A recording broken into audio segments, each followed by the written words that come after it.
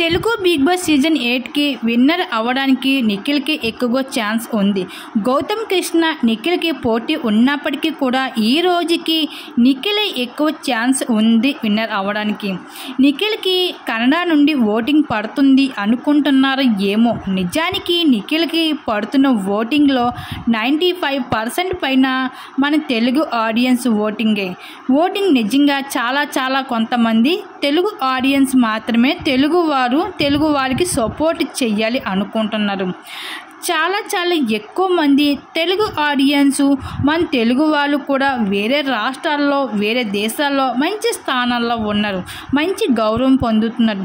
ఇది just game లాగా చూడాలి అని అనుకున్న వాళ్ళే ఎక్కువ మంది తెలుగు ఆడియన్స్ ఉన్నారు.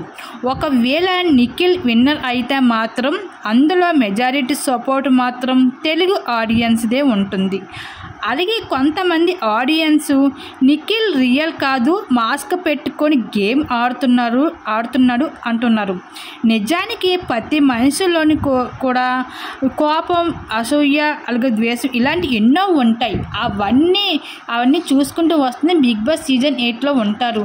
అలాగే రియల్ అన్నది కన్నా నిఖిల్లోని ఏమాత్రం కూడా ప్రతి టాస్క్లను కూడా తను 100% ఇస్తూ తను ఎలా ఉంటాడో అన్నది కూడా తను నిరూపించుకుంటూ వచ్చాడు. ఎక్కడ కూడా తగ్గేది లేదు అన్నట్లుగా గివప్ ఇవ్వకుండా తన గెలుపుకి అయితే ఈ విధంగా దగ్గరికి వచ్చేసారు సీజన్ 8కి.